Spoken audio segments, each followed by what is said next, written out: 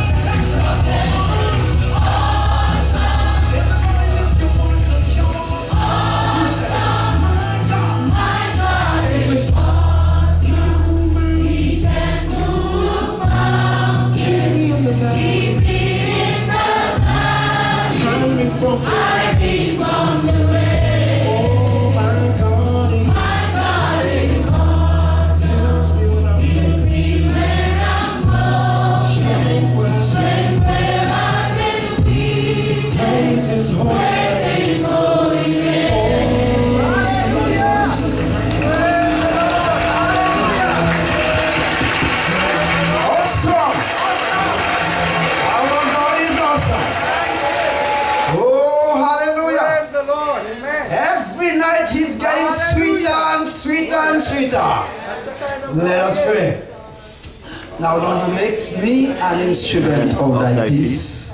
Where there is hatred, let me sow love. Where there is injury, pardon. Where there is doubt, faith. Where there is despair, hope. Where there is darkness, light. And where there is sadness, joy. You can sit now and let us allow the sentiment of this rule our relationship in the community, in our homes, at work, when we do our businesses. That is why in the credit union we call it our credit union prayer. We call it our credit union prayer. Just before I go to the topic, I forget. I think I told Grace. Grace is doing a swell job. Oh, Grace. I'm just discovering that there is so much power in that church. You didn't hear me? There is so much power in that church. Oh, my. Oh, tomorrow night is ladies' night. What did I say? Tomorrow night is ladies' night. I want every lady to come here with a man. Let me say it again. Those who don't have your problem. I want every lady to come here. Let me change it with a male. A male. It may be a son. It could be a son, but you have to have a male. If you are married, bring your husband. If you are in love, bring that. Hallelujah. Hallelujah. And if you lost your boyfriend, get him to come. Tomorrow night, we are speaking about gender inequality. Gender inequality is our study tomorrow night. So make sure you come. In fact, I would suggest that you come in red tomorrow. I would suggest that all the ladies come in red. Something will happen special tomorrow. I must call Sylvester Joe tomorrow to bring up something, do something. All the ladies, you come in red tomorrow. Come in red tomorrow. Tomorrow is special. Lesson 14. Watch his face. Watch her. One thing, I know the story. They really love boy.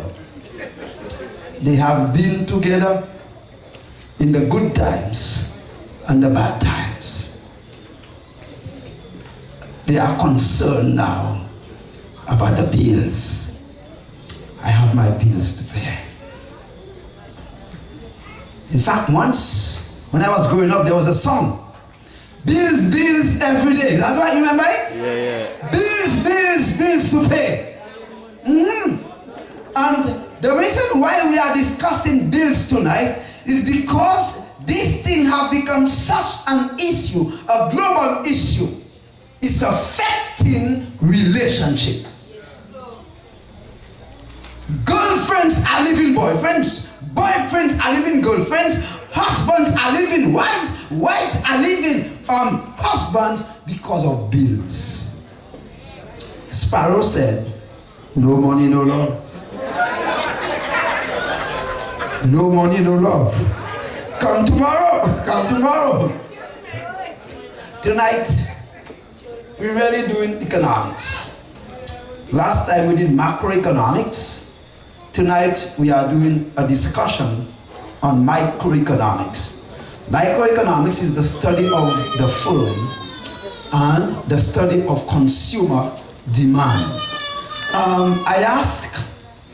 I ask my friends to give you a piece of paper. Do you have a piece of paper? Yes. Because at the end, when I bring in the Christian perspective, I will ask you to do an exercise for me. Our teaching method, every night, we explore the conventional wisdom. We give side by side the Christian literature on the subject. We highlight the work of a scholar, an institution, or a received view. This methodology calls the empirical argument, because most of them are coming from social Darwinism. That is the explanation from what we can see. And we bring in the discussion on the teachings of Jesus, or from his word, which is the normative argument. Methodology teaches us that the things that we cannot see usually have much meaning, and sometimes even more meaning than the things that we can see. And methodology teaches that is when we bring together the quantitative method together with the qualitative method, we begin to approach meaning and begin to approach understanding. In this lesson, we highlight the work of a famous economist. If you say you have a degree in economics, you must study James Dusenberry. If you didn't study him, you went to a bogus school. Because he's the father when it comes to discussion on consumption, consumption expenditure, and income discussion. So we will look at the work of James Dusenberry on his relative income hypothesis, particularly as it concerns consumption expenditure choices, and we'll discuss the teachings of Jesus on the same subject matter. At the end, we'll give you a piece of paper. We'll ask you to take a decision on the material presented. Here is James Dusenberry, died in 2009. I remember I really had to study him. At the end, I got a good grade. I think it was an A-. Why? Because the professor is very hard. To give you an A, he's very hard. So he must have written the A, and then when he realized that he was very hard, he put a minus. So the relative income hypothesis. We look at 3 observations that James made on consumer behavior. And we will discuss that. 1, he said, the typical consumer has an insatiable appetite. You, me, the more we have, the more we get, the more we get is the more we want. That's what he's saying there. You give a man $10, he wants 100. You give him 100, he wants 1,000. You give him 1,000, he wants 10,000. You give him 10,000, he wants 100,000. You give him 100,000 and he wants 1,000,000. So in economics, we call that an insatiable appetite or an insatiable propensity to consume. Secondly, he said a person's consumption is associated with his position in society. So that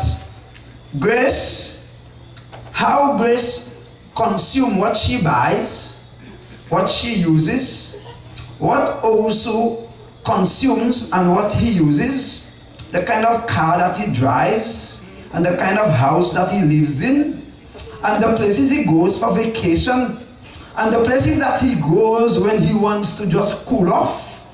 He said it is based on his position vis-a-vis others in his set. And we have come across that.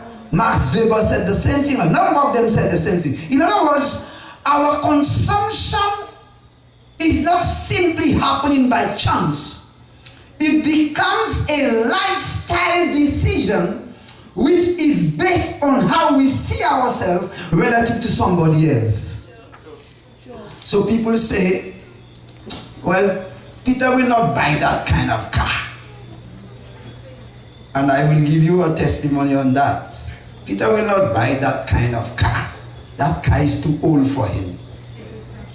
Oh, Peter will not do that. Or Hazel, or Laws. She's a Laws, you know. She's not just Hazel, she's a Laws. That's big name. And she's CMO. She's not gonna drive a little Suzuki like you, Pastor. Number 3, James said, the consumer seeks, and that's the one we're going to put emphasis on, number 3. The consumer seeks to maintain his own standard of living or lifestyle. In other words, even if his income falls, even if he goes out of a job, he seeks to maintain the same lifestyle that he had before. I'm sure you're accustomed with that. You know about that. People don't just change because they lose their job. People don't just change the standard of living or the way of life, the way they consume or the things that they do, the places that they go because they just lose their job. No. That's what James said.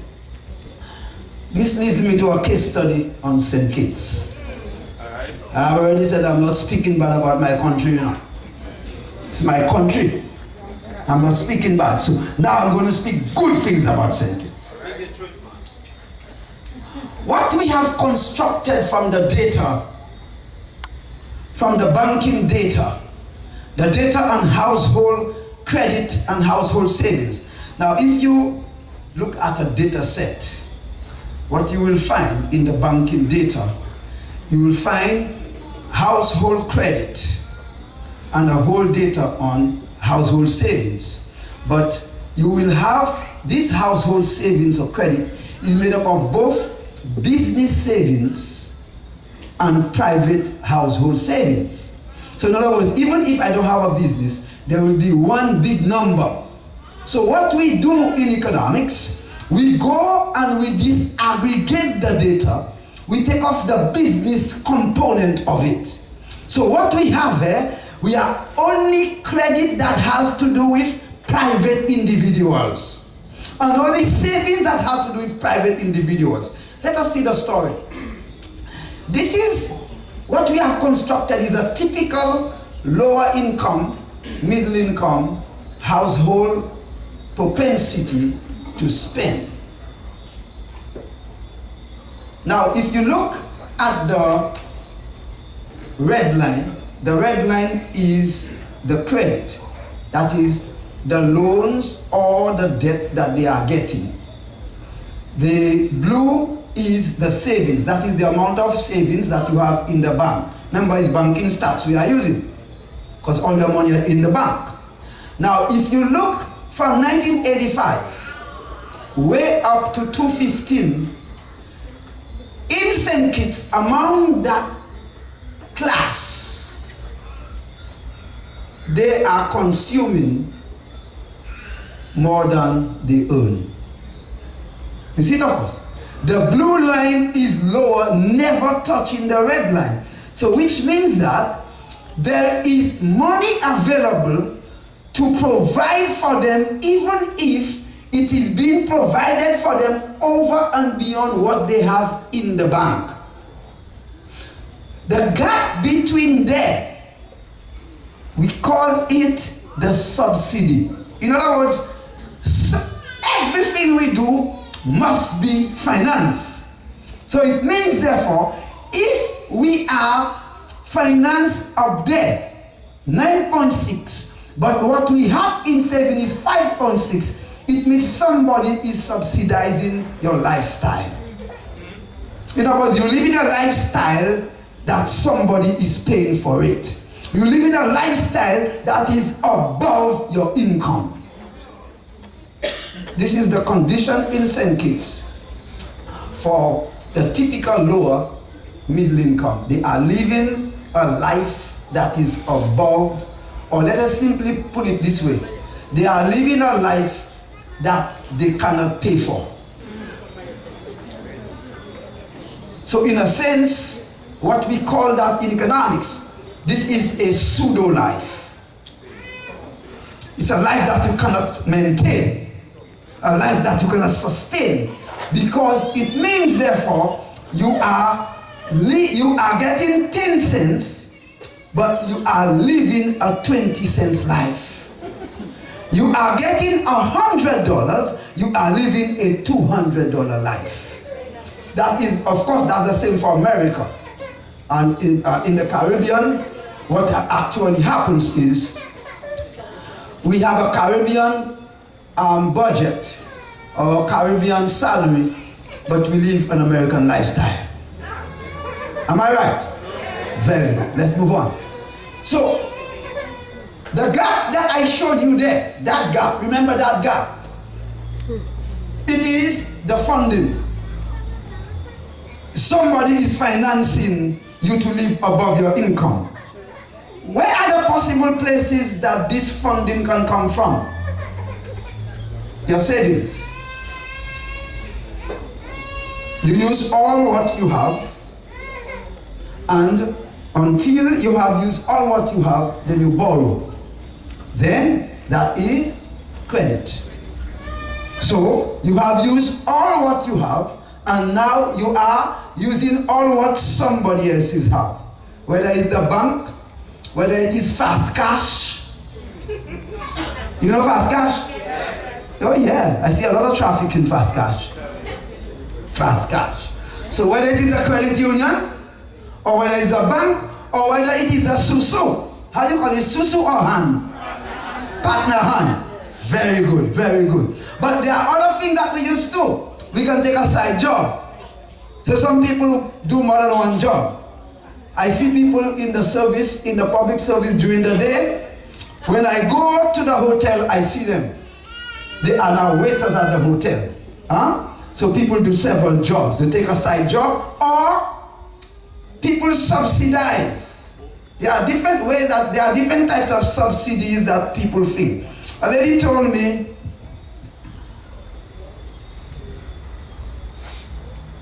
she can make more money than the people who work.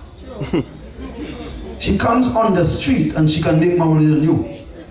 She even plans how much she will make for the day. And she has so mastered this subsidy of begging. She knows how to beg. And at the end of the day, she tallies how much she have had. People also subsidize. They con you. They give you a story. They break your heart. You give them the money, but the story is not true. Am I right? They con you. They con you. And then you sow your pity on them. You might even pray with them. They're laughing at you in their heart. They pray, but I get you. That's it. The problem is you cannot tell who is who. And because one person con you, the Bible says you have no license not to give somebody else. Let me repeat that. The Bible says even if somebody con you, you have no license not to give the other person who asks of you. Are you in the house? Yes. Very nice. Our homework come already.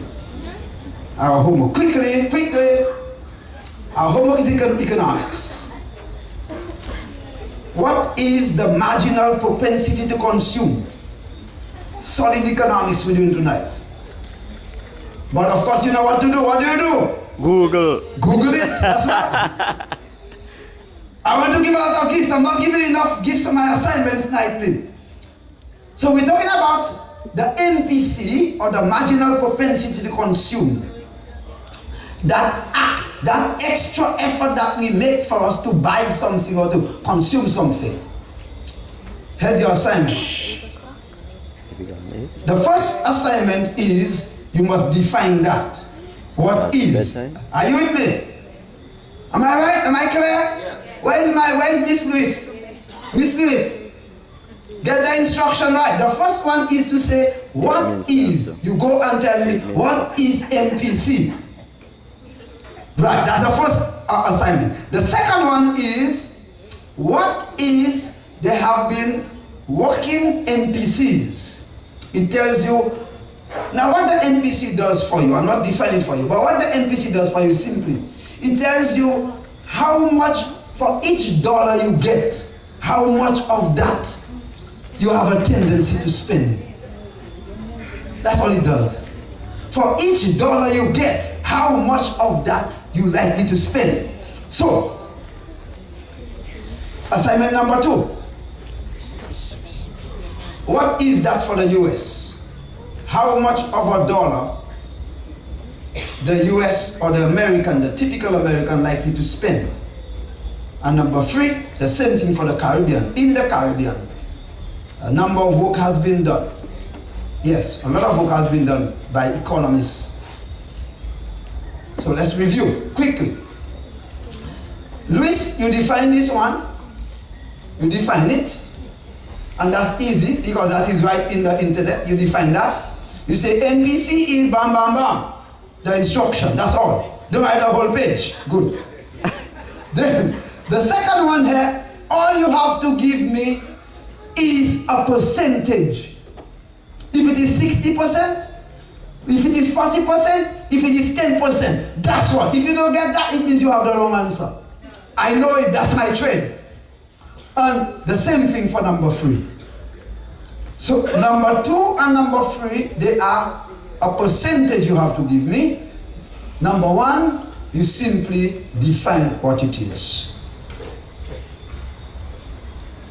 And I challenge you. If anybody gets all of that right, I challenge you. Because you're good. If anybody can get all of that good, I'll make you sweet just like I did Mr. Thompson tonight. Stand up for him to see you, Mr. Thompson. Mr. Thompson was sweet tonight because he got everything right. Put your hands together for him. Beautiful. All right, let's move on. What are the bills that we have to pay? Our first category is those bills that have to do with the cost of living. We must, or if not, we cannot live. So you must have your cost, or you must take care of your cost of living. The things that keep you alive. Your overheads, your gas. For some people, a phone is a necessity. It's a necessity, be careful. A phone is not always a luxury. For some people, electricity is a necessity. When I was going to school, when I was doing my GC, we didn't have electricity.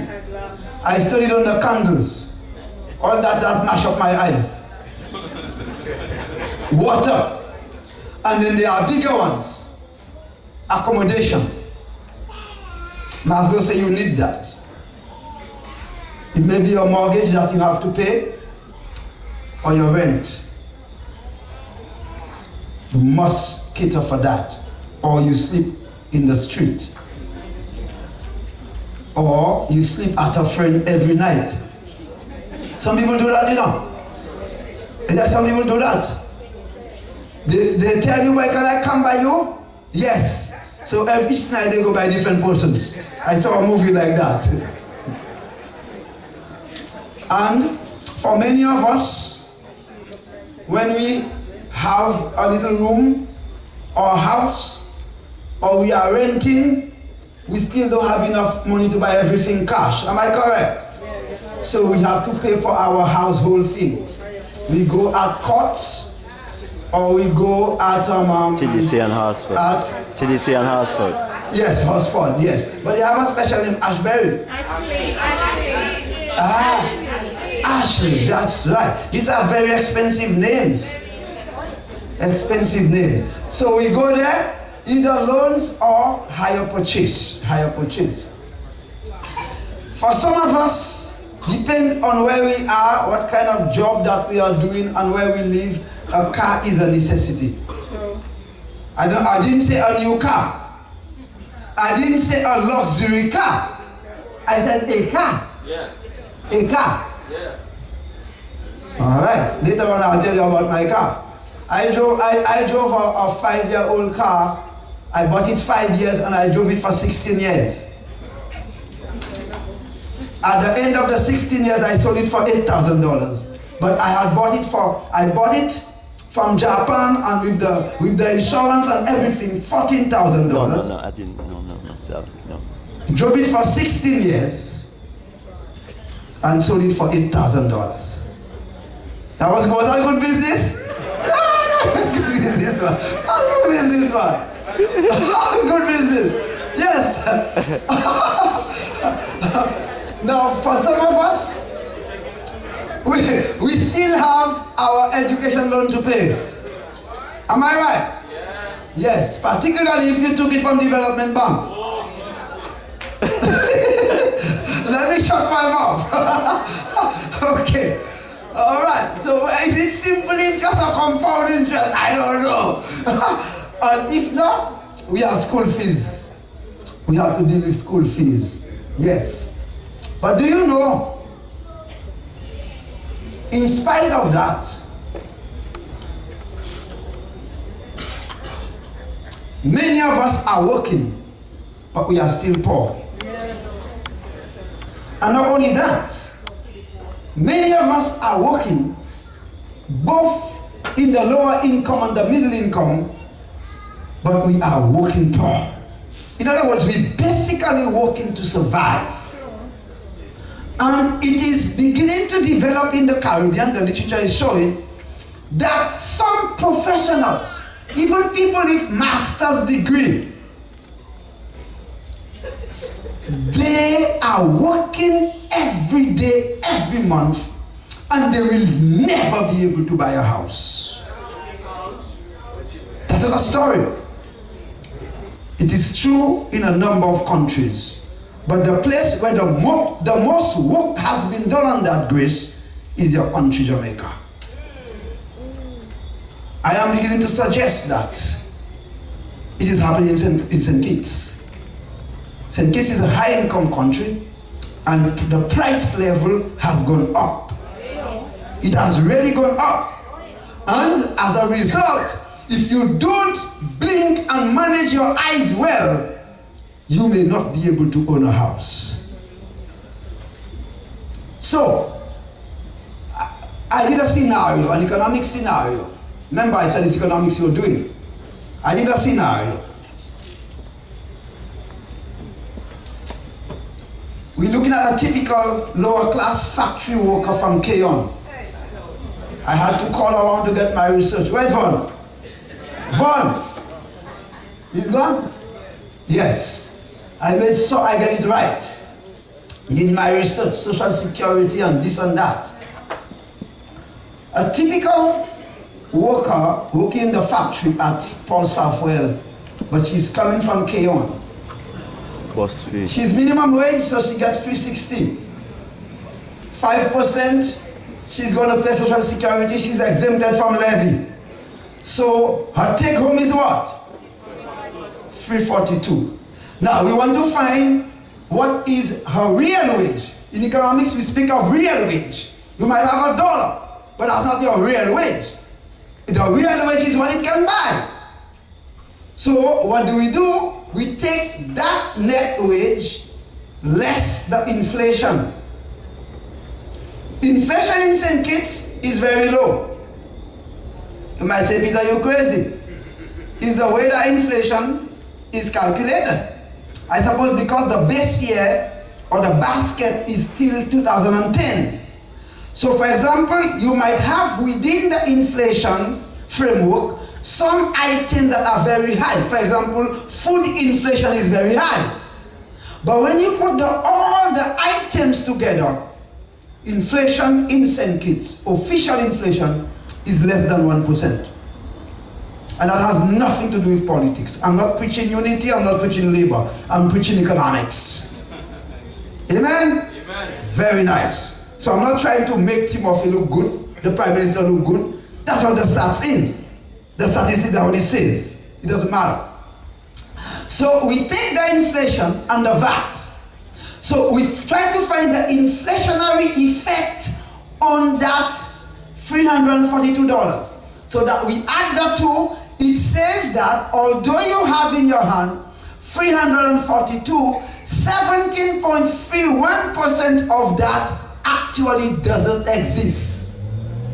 So what we do here, we find the purchasing power. That is the 342 less the 17%, 17.3%, 7.31, that gives us minus $59.20. She's actually taking home what? Speak with me, please. 282.8. So she's in bad shape. It's not so much the money you have in your hand. It is the capacity of that money to buy what you want. In economics, we talk about demand is willing and able. You are willing, but are you able? So, I look at the basic cost of that same lady. Her cost of living bill. Her rent is $500. So weekly she must put aside how much? Transport, she worked 5 days. It is $250 from Keyon to Bastet. So she gonna spend $5. So she gonna spend altogether for the week? Talk to me. Now for food, I give her basic food. But of course, that is the food the doctor will hate. Because the doctors have been speaking against this food. Because that is just simply a bowl of rice they're going to give you. You'll have to go buy the Chinese. You'll have to go buy the Chinese. Because you can even get a $7 one there too. I do my homework, you know, man. I do my homework, you know. So I could have put $7, but I put $10. Alright, so that will give us, she will spend for the week, because when she's not working, she has to eat at her home. She has to eat at her home. $2.10. So what is her savings now? $210 not today. She started with that. Before she reached home, she had that. And now that she is faced with mandatory this, or she dies, then what she have left? $22.80. You may not believe it, but I normally conclude these are reality. These are some reasons why people do not accept God. Let me repeat that. These are reasons why people do not accept God. In other words, it begins to put negative ideas in your mind. If this is my bill, if that's how I am, how could I come there and then I have to pay another transport to go to church? Think of it. And then how do I pay my tithes and my offering? Am I speaking to you in the house?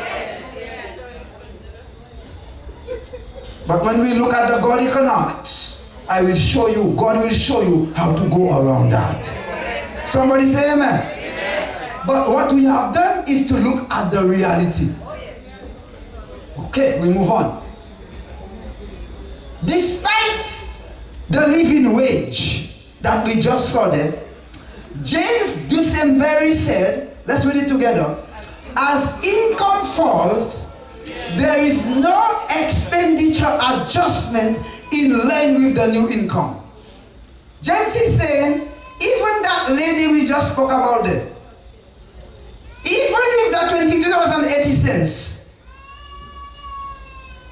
she heard that Barry's hormone is coming down to her back. She going.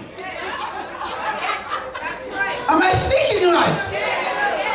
She heard they just opened Burger King and she's the first in the line.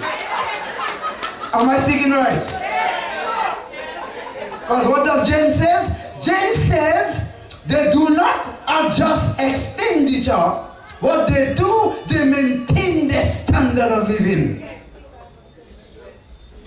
I want you to understand that. So sometimes we blame God. We blame expenditure on God, but what James is saying, the problem is with us. Are you hearing me? Okay. There's another kind of bills that we pay. The first bill that we pay was compulsory bill. There is a non-compulsory bill that we pay. It is called, let's call it. Let's say it again.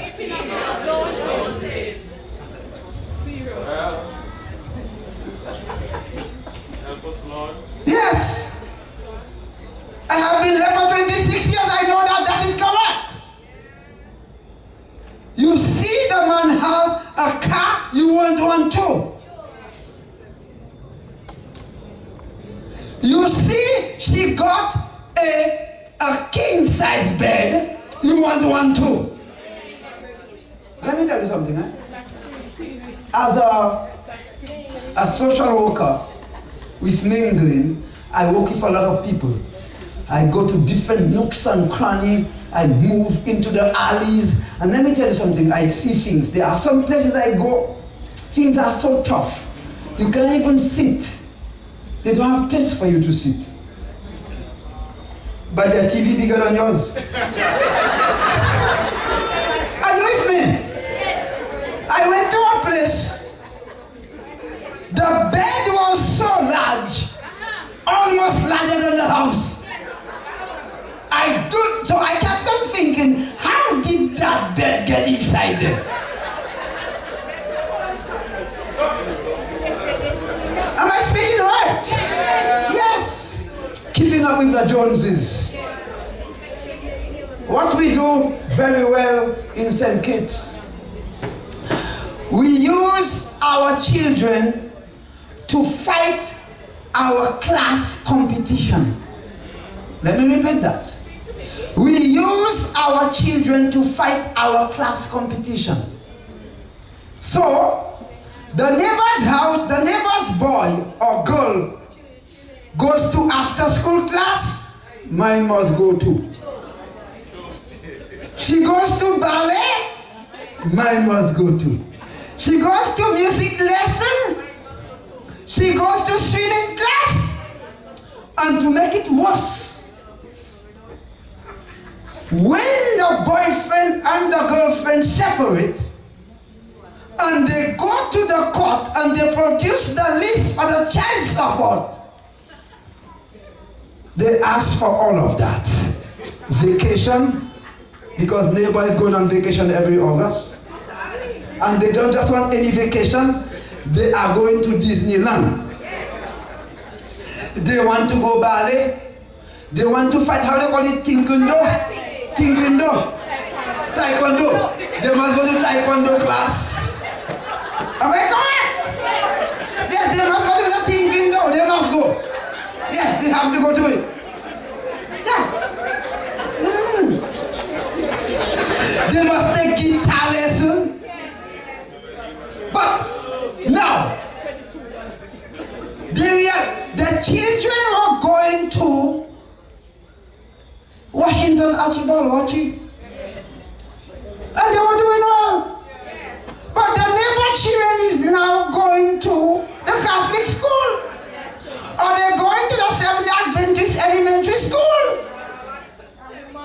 They must go there later. But they can't afford it. This is a very serious thing. But they are adding problem onto themselves. And these people, I see them because I speak to the children. Some of them, when the children are walking, their feet lighting. Have you ever seen that? The children walking and they are lighting their feet. You never see that? So one day I shocked. I said, look at them. The thing lighting. And mind you, that shoe in less than 2 months is too small. Because the child is growing. You think that is enough? Brand shoes, brand clothes, brand everything. In fact, when they call the name, I thought I knew America. I don't even go there yet. But that's not a big thing. You talk about phone? You talk about phone? The children's smartphone better than yours. If you check the price of the phone and the weekly wage of the mother, It does not up. It does not. sometimes it is twice the weekly wage. But my child will have it. But I did a homework. I speak with my young people and they speak with me. I meet them on the street and we speak and whatever we speak. I try to look into their phone what that they have. Let them show me. If out of 25 or 40 young person that I speak to, maybe one of them have a Bible offline. Maybe 1 out of 40 have a Bible offline on them. They have all kind of apps downloaded, but nothing to do with God. That's what the parents are pushing. And when they get in trouble, well, I don't know how this boy become. Help me, help me, help me. You destroy him. Parents are destroying their children because they are fighting class. Even some of them in churches. It's a shame. And God becomes too expensive for them. The very same people, they don't have time to study the Bible with their children. They don't know what the children are looking at on the phone. In fact, when the children get home, they lock themselves out because they have two things in their heads all the time, and the parents are elsewhere. And to make it worse, there are parents, because they do 2 jobs or 3 jobs, they only see the children On weekends. Unless if Jesus does not come quickly, we are in serious trouble. We need Jesus in this place. We need Jesus in this place. So see what happened now. They sacrifice their conscience. They sacrifice their ethics and the very values that they once held very dear. So she says to her, God is just another idea. She has become affluent. She has gotten herself in all kind of debt. So as a result, she wants to quiet her conscience. She wants to destroy her value. She wants to make sure she quiet. Do not tell me anything about God. In fact, when you go to some of them, they say, don't tell me anything about God. I know why you don't want it. Because you are guilty. They don't want you. Now, one reason why we don't have many people under the tent, I thought I would have a full tent every night. I can't have a full tent every night. They will never come. Because they have sacrificed, or they are sacrificing their conscience. And they want to keep it quiet because they know once they come here, I ask, who is in the house? And they will not come to hear that. So I meet my friends, my corporate friends, say, Peter, we hear everything on the radio, it's on the TV and this. I say, but I'll come. Everything, I'll come. I said, so what happened? I met a fella, I'm passing briskly in town. Peter, I hear where about you. I said, but I haven't seen you. I'll come. They are quieting their conscience. They will not come and face the truth. The truth that sets you free. Amen. What does Jesus say? He's the only authoritative voice in the last days. Jesus presents an alternative income hypothesis to James Dusenberry. He presents an alternative, and let me share it with you. 1, Jesus says, do not have an insatiable appetite for material things. I repeat that. Amen. Do not stress yourself and kill yourself for things that perishes. Amen. You work 3 jobs, 4 jobs, 5 jobs. You do all kind of things. You never see your children until the weekend. Why? Because you want to fight a class. You want a position. And you are sacrificing your children. Jesus said, no. Do not have an insatiable appetite for things that perisheth. Secondly, he said, live your life in partnership with God. Can we say that together? Live your life in partnership with God. Let us quote where he said. Let's read it together. Let's read it together. Do not worry about your life, what you will eat or drink, or about your body, what you will wear.